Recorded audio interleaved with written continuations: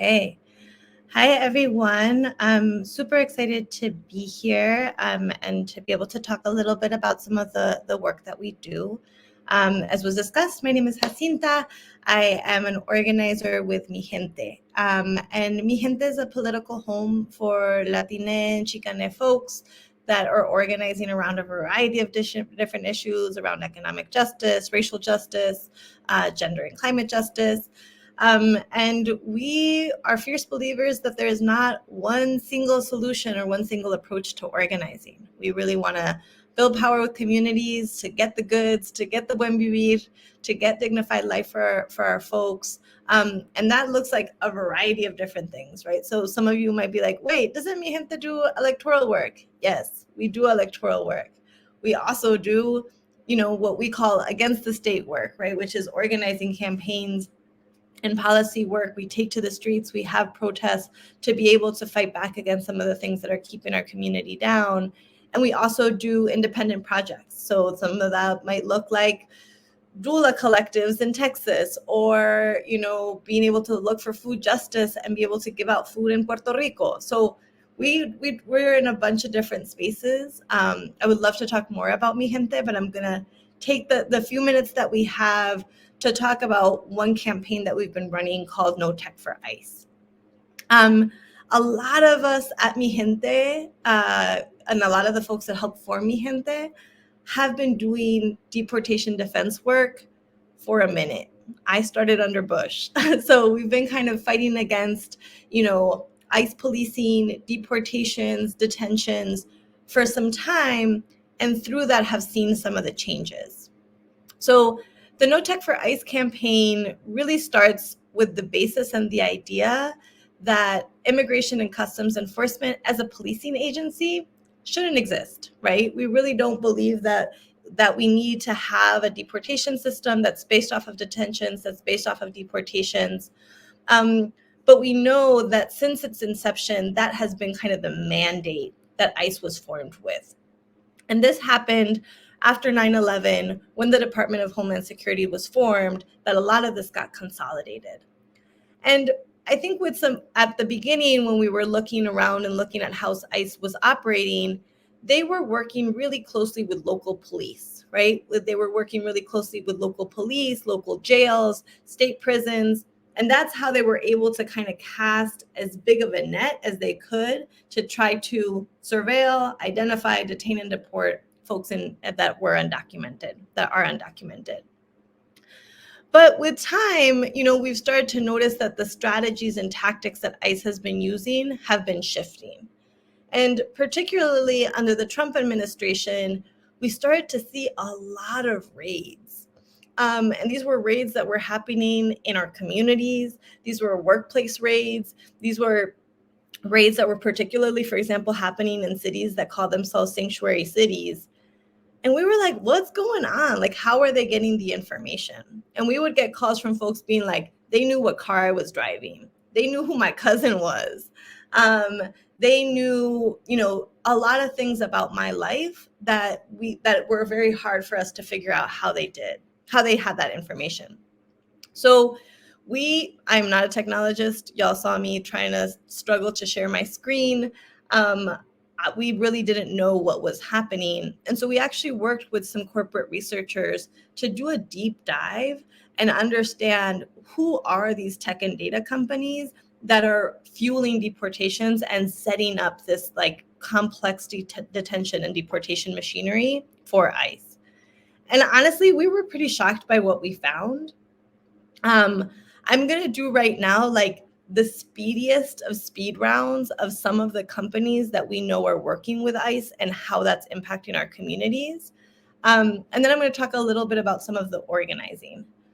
I do want to emphasize that I'm doing the express version, which means there's probably a lot of companies that we're not mentioning. There's literally hundreds and hundreds of them.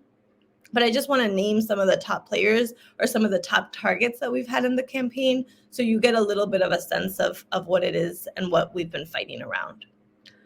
So one of the first things that we realized with the No Tech for ICE campaign is the role of data brokers, right?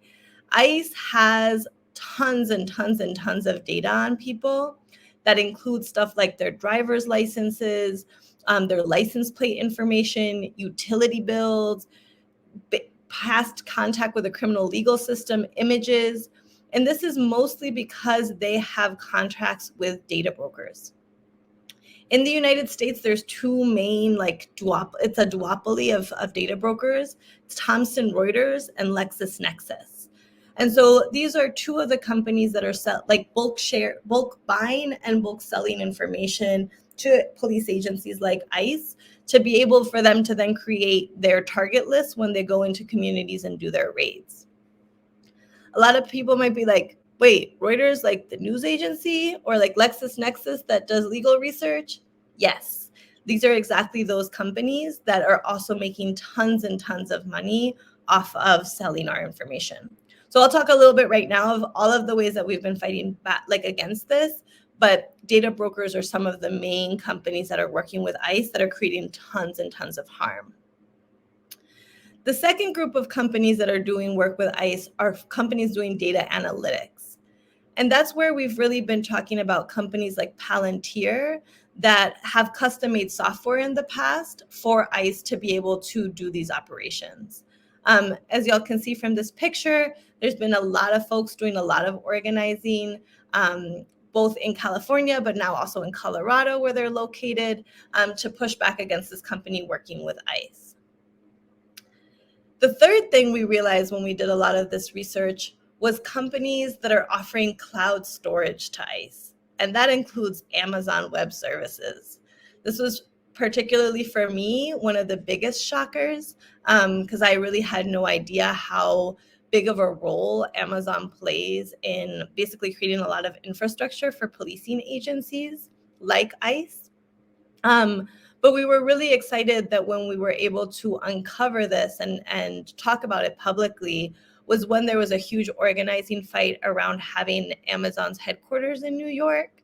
And so we were part of a broader coalition of folks that were fighting against this and saying, some of these companies are not only bad for immigrants, but they're also bad for workers. They're also bad for gentrification. They're also bad for taxes. And so it was through that organizing that folks were able to have a win for the local community. And this just shows how we have to be part of broader movement to be able to build the power that we need to fight back. And the last category of tech and data companies that I'll talk about are these biometric and surveillance tech companies. I think both in immigration and in general in the fight against the criminal legal system, there's been this push of folks have been pushing against this mass incarceration, mass detention systems. And so these companies, right, a lot of, for example, private detention companies were like, so we need to figure out alternatives. Okay, how do we actually create tech and data tools that pretend to be an alternative, but are really just reinforcing the same system and still getting us our money, right? Which is what they care about. So companies like Geo or CCA that create private detention centers have now gone into this business of creating ankle shackles or other ways of tracking people's biometrics.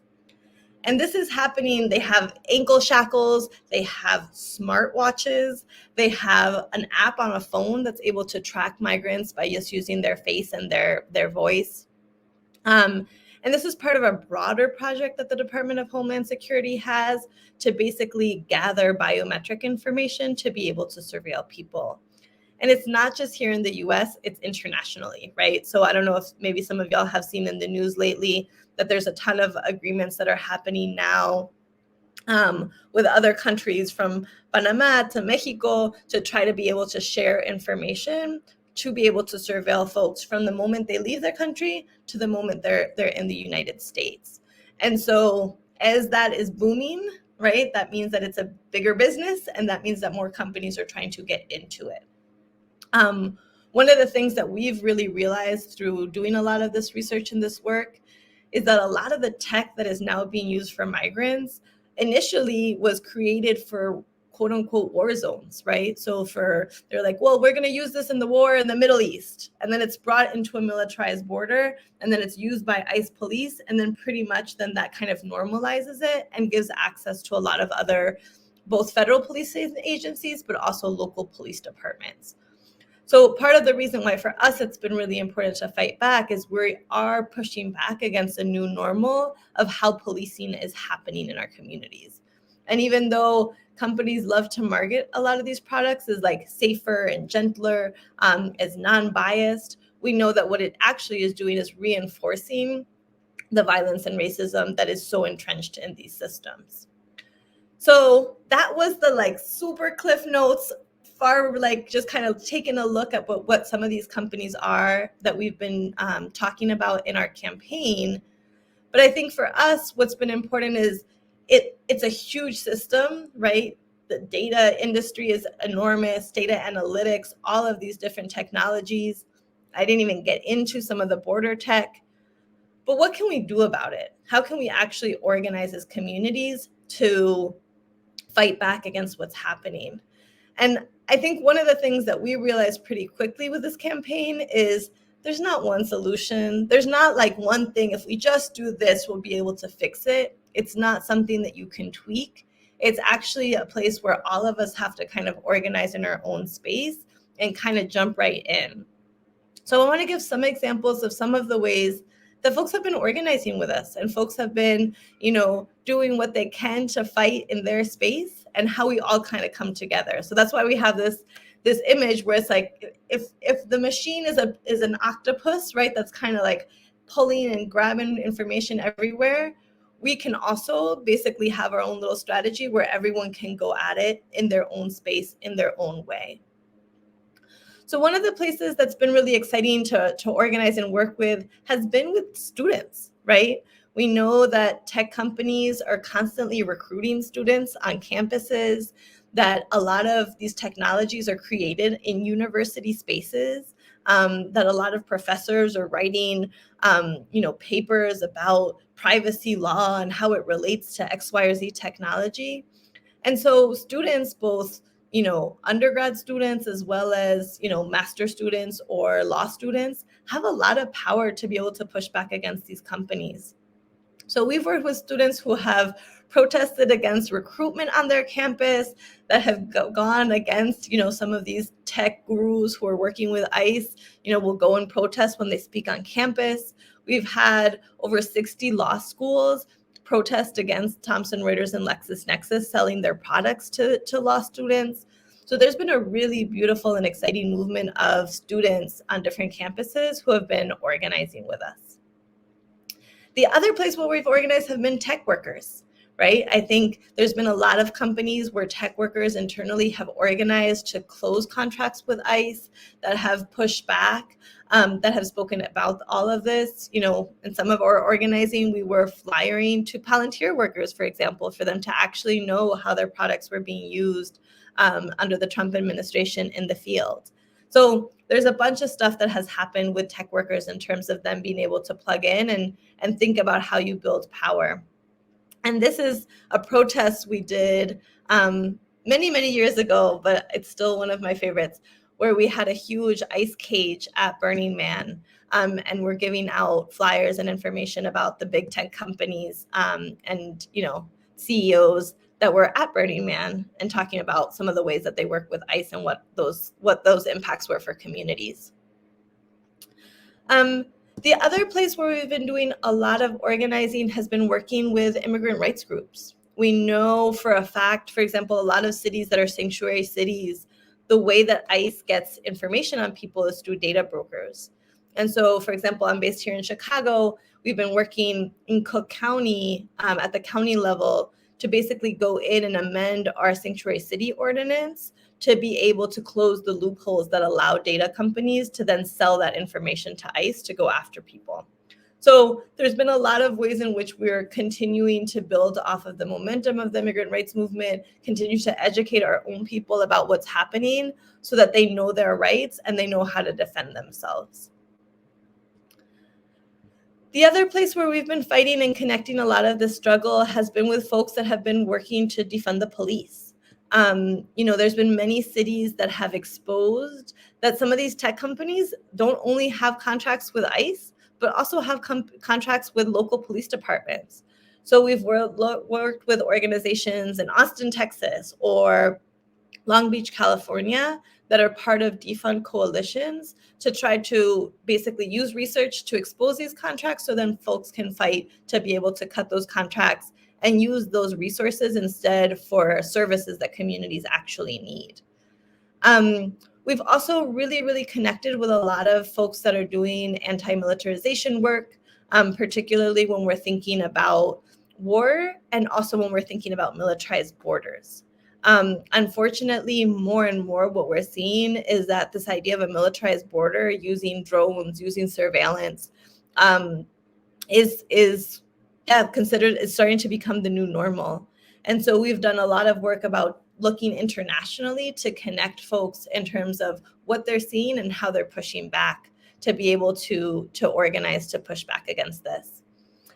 And another place where we've been doing a lot of work has been working with investors. We actually have worked with, for example, unions in Canada that are shareholders in some of these data broker companies and have done shareholder resolutions to push back.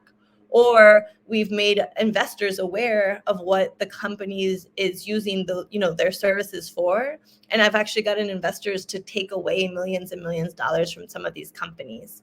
So it isn't, again, the main strategy, but it is part of the larger picture of how we all come together to be able to fight back against what's happening. So that's a little bit of the campaign that we have. I want to invite everyone to go to our website, notechforice.com, where you'll be able to see a bunch of different materials. We have a ton of reports that we've done about how some of these tech companies work with ICE. We've done local reports about how surveillance systems are set up in a lot of cities. And we also have a lot of popular education materials that we use. Like we have a comic strip, we have workshop guides. If folks in, for example, immigrant communities themselves are trying to educate the members of their group, folks that are in their membership or partner organizations about what are your rights, how is this information getting out, that folks have those tools to be able to protect themselves. So yeah, I feel like that I was like trying to go really quickly. I'm sorry if I went too quickly, but I wanted to give you guys a sense of both, one, how ICE is using tech and data, and then two, how it is that we're organizing, the fact that we can push back. I think we always there's a group in California, Stop LAPD from Spying Coalition, that talks about, we're not trying to breed paranoia, we're trying to breed power, right? We're actually trying to get people to feel powerful and feel like this is just the next chapter in fighting against these systems. It's not that the tech and the data is the problem, it's actually how these agencies are using it. And we actually have a lot of expertise in our communities, in our organizing networks about how to push back. And so we're just trying to help guide that next stage of the fight. Thank you so much for this conversation. It brought so much life and reminding folks of like why Tequeria is what Tequeria is at this point. And I feel like sometimes, there's a lot of things going on, a lot of things get lost. And so it's just like a really good refresher of like what we're here to do and not just support, obviously support the Latina community, but like to those who are dreamers, to those who have visas or whatever the case, right? So thank you. Yes, amazing presentation. We have dropped the link to the website for the No Tech for ICE policy campaign. So please like take action, spread the word. I wish I had more to say, but like even certain things that you're saying, I'm just like, oh my God, like this is wild. And it's even like a nice refresher for myself because I'm like, okay, wow, like this is exactly what we started out with, and we have to continue going forth with this. So thank you again so much for taking the time out of your day and presenting this to us. A lot of people are like, we need to connect. So if you want to drop your LinkedIn in the chat, please do. And other than that, and also you can find her LinkedIn on our registration website. You'll be able to see like her LinkedIn profile and the same case for all the speakers today under our schedule, that you'll be able to see their picture and their LinkedIn and all that good information. So yes, this is half the battle. We are going to continue pushing forth and continue taking action. So Jacinta, thank you again for joining us today. It has been such a pleasure. And we hope to definitely do more events with you guys in the future, spread more awareness, and we'll definitely be in touch. Thank you so much. No, thank you guys. And yeah, you could definitely be in touch. I'm trying to figure out how to put it in the chat, but my email is jacinta@mijente.net. So folks can feel free to just email directly and reach out. There's also tons of resources on the website. And yeah, thank you again for having me.